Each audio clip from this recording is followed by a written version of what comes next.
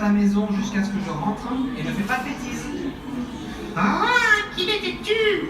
Il va voir. Je vais trouver le robot oiseau et il va être surpris. Hein, Pecora?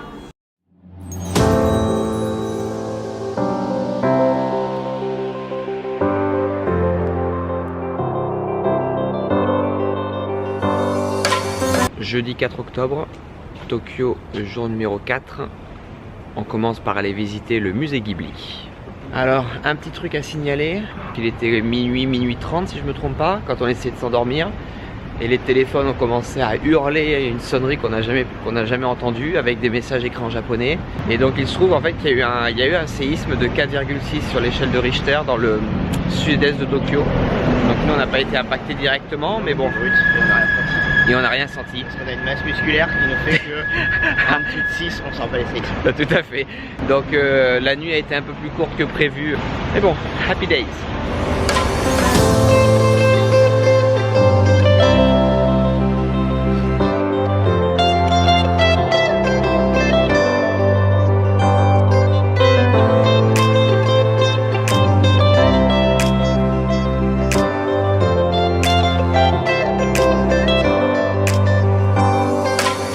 Conseil, si jamais tu comptes venir visiter le musée Ghibli, réserve tes tickets à l'avance, chose que Loïc a fait, parce qu'autrement généralement tu rentres pas. Il y a au taquet de monde, c'est juste pour rentrer, hein. Mais les places sont limitées à l'intérieur, c'est pour ça qu'ils vendent un nombre limité de tickets.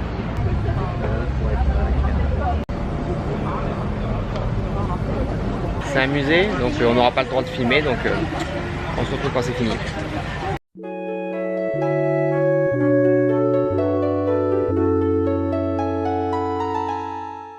Bon ben le musée Ghibli c'était quand même bien classe. Point intéressant, c'est qu'à l'intérieur du musée en fait, en plus d'avoir des expositions, des storyboards et compagnie, il y a un espèce de petit amphithéâtre où ils projettent un film d'animation de 15 minutes. Pour pouvoir accéder à cet amphithéâtre, ils nous donnent des tickets qui ressemblent à ça. C'est des mini pellicules et elles sont différentes. Donc Loïc en avait une, moi j'en ai une autre. Donc là maintenant on va marcher un petit peu, reprendre un peu le métro et on va au musée de l'animation.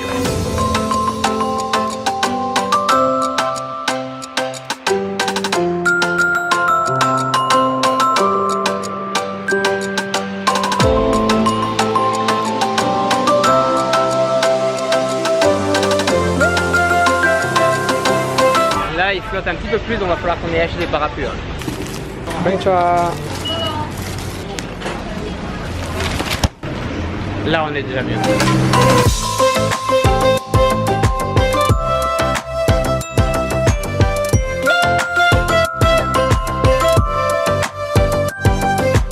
C'était un petit peu galère à trouver, mais troisième étage, c'est le musée de l'animation.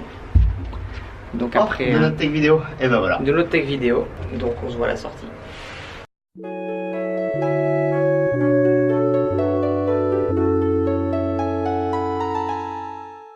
Et ben c'était super classe. Il était interdit de filmer malheureusement, donc j'ai pas pu garder la caméra avec moi, mais on pouvait prendre des photos. Donc je vais rajouter quelques photos au montage pendant que j'explique en fait ce que c'était. Donc c'était le musée de l'animation. À notre arrivée, ils nous ont donné un espèce de stylo avec des écouteurs. Et on avait une carte avec les différents points et du coup on avait un audio guide. Au fur et à mesure qu'on progressait dans le musée, on avait juste à taper les différents numéros et donc du coup en fait à chaque point de la visite on pouvait écouter en fait en français une explication rapide. Partie numéro 1, c'était les différentes techniques d'animation dans le temps. Donc c'était 4 espèces de bornes où on pouvait voir une animation et en fait comment ils faisaient pour animer les différents événements. Partie numéro 2, c'était l'histoire de l'animation au Japon. Donc il y avait une espèce d'ordre chronologique avec les différentes grandes phases, avec on va dire les gros titres qui ont fait l'animation du Japon. La partie numéro 3, c'était les différents acteurs qui jouent un rôle dans l'animation. Il y avait 3 télés je crois qui montraient en fait comment ils font les bases du dessin sur les espèces de calques, comment ils font toute la coloration, comment ils trouvent les couleurs et comment ils appliquent les couleurs. Et ensuite comment ils font également tous les effets spéciaux en fait et le système de multicouches pour ensuite faire l'animation finale. À la fin de cette partie là en fait il y avait également une petite partie de doublage. Donc je vais essayer de mettre ça dans le montage. Donc on s'est amusé en fait à faire le doublage d'un animé. J'ai vraiment vu voler un robot monstrueux qui ressemblait à un oiseau. C'est ce que je te dis, c'était sûrement un rêve. Je te dis que c'est vrai. Les oiseaux avaient peur et fuyaient de la ville. C'est Pecora qui me l'a dit. Pecora parle maintenant.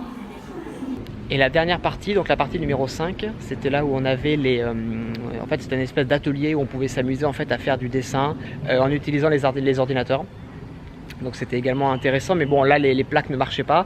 Je pense qu'à mon avis il y avait des heures particulières. Il y avait également une salle de visionnage et une médiathèque, mais c'était malheureusement pas possible de filmer ni de prendre de photos à l'intérieur. Le plus hallucinant dans tout ça en fait, c'est que bon ok, c'est assez perdu, ce musée, il faut le trouver, mais c'était gratuit. Donc maintenant on va trouver de quoi manger, parce que là ça fait quand même un petit moment qu'on n'a rien grignoté. En avant.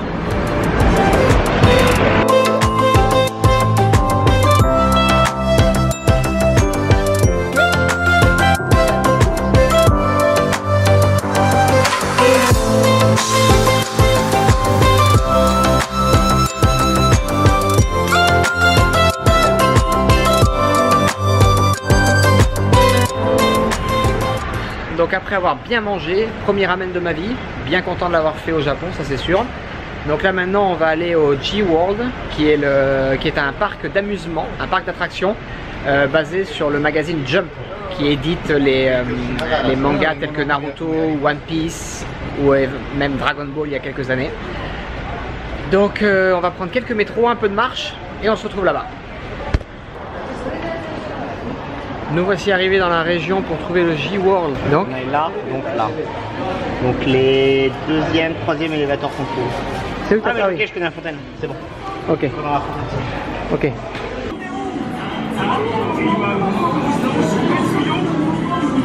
Like a passport to adult ticket. Ok, perfect. Alors ça faut les garder tout le long. Attraction temporary. Ok, thanks. Arigatou Arigato.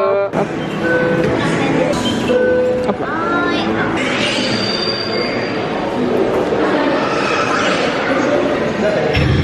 Oh putain. On va quand même essayer de faire les trucs avant qu'il y ait trop de monde. Ok.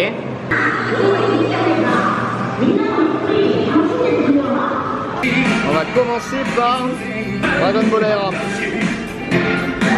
Tiens. Attends, Hein tiens, Donc on vient de finir le Lord Dragon Ball. Donc la première attraction qu'on a faite, c'était celle qui est juste derrière moi. C'est l'attraction où on te donne un radar à boule de cristal et tu es dans les quartiers du ruban rouge. Et l'objectif en fait c'est de remplir des petits jeux que tu trouves au fur et à mesure de l'avancée. Et à chaque fois que tu gagnes un jeu, tu gagnes une boule de cristal. Et à la fin, tu es amené devant Chiron et tu utilises le souhait des boules de cristal pour pouvoir détruire un astéroïde qui menaçait la Terre. C'était sympathique, c'était sympathique. Bon, vu qu'on a mal aux jambes et que c'était tout debout, c'était un peu galère, c'était quand même plutôt sympa. Le deuxième jeu qui est derrière moi ici, c'est de la réalité augmentée, donc tu as un casque et en gros tu fais des kamehameha pour aider Goku à battre Krillin et à battre Freezer. Pareil, c'était rapide. C'était très rapide mais c'était sympathique. Et la troisième attraction qui était à mon avis pour moi la mieux, c'est celle-ci, c'est sur le nuage magique. Et donc c'est de la réalité virtuelle avec en plus donc ça a des effets de vent et tu as tout l'écran qui est rempli et tu as vraiment l'impression en fait l'écran bouge dans tous les sens et ça vole et tu as vraiment l'impression de tomber par moment. C'est vraiment impressionnant. Allez, on part sur le prochain land. Bon, on est dans l'univers Naruto. Il n'y a qu'une seule attraction et c'était quand même de la merde. On va pas se mentir, c'était pas tip top. C'était bien pour les enfants de 4-5 ans, mais franchement c'était quand même kitsch. Et par contre il y a plein d'animations, il y a plein de trucs autour. Genre là tu peux appuyer ici et ça te fait une invocation. Comme il y a des gens, je sais pas si je peux. Mais si tu peux.